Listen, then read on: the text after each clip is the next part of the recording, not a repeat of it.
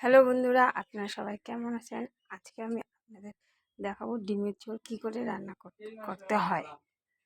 এদিকে আমি পেঁয়াজ আর রসুন কুচি করে নিয়েছি, টমেটো পেস্ট করে নিয়েছি, আলু কেটে নিয়েছি, এদিকে ডিম ফাটিয়ে নিয়েছি।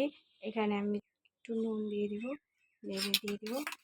ওদিকে কড়াই গরম হয়ে গিয়েছে, ওখানে আমি ডিমটা ছেড়ে দেবো মারনেটের জন্য।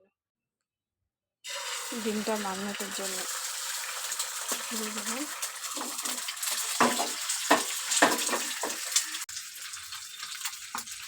দেখুন বন্ধুরা, আমার ডিমের মামলেট হয়ে গিয়েছে। এবার এটা বুটে পাটিসাপড়া পিঠার মতো নামিয়ে দেব। দেখুন বন্ধুরা, আমার একে একে সবগুলো ডিমের মামলেট করা হয়ে গিয়েছে। এবার আমি মামলেটগুলো পিস পিস করে কেটে নেব।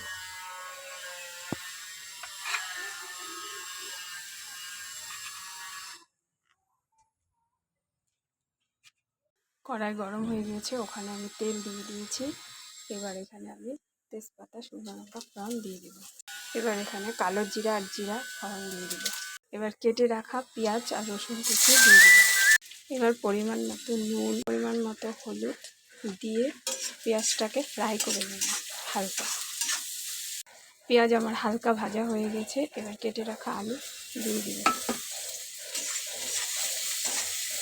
দেখুন আমার আলু ফ্রাই করা হয়ে গেছে। এবার এখন পেস্ট করা টমেটো দিয়ে দেব। এটা হালকা নেড়ে চেড়ে মশলা দিয়ে দেব। মশলাটা আলু পেঁয়াজের সাথে কষিয়ে নেব। দেখুন মশলা আমার কষানো হয়ে গেছে, তেল ছেড়ে দিয়েছে আমার মশলার থেকে। এবার এখানে আমি গরম জল দিয়ে দেব। এবার জলটা সিদ্ধ হওয়ার জন্য 10 মিনিট ঢাকা দিয়ে রেখে দেব। এবার আমি ঢাকনাটা সরিয়ে নেব। 10 মিনিট আমার হয়ে গিয়েছে। দেখুন ঝোলটা কি সুন্দর ফুটে গেছে। এবার আমি এখানে এবার কেটে রাখা ডিমের অমলেটগুলো দিয়ে এখানে ছেড়ে দেব।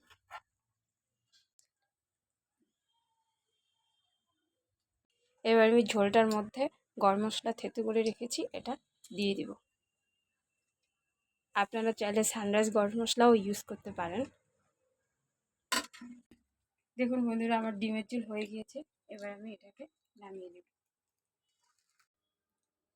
আজকের মতো ভিডিওটা এখানেই শেষ করছি। আবার আসবো আপনাদের নতুন একটি রেসিপি নিয়ে দেখাতে। টাটা।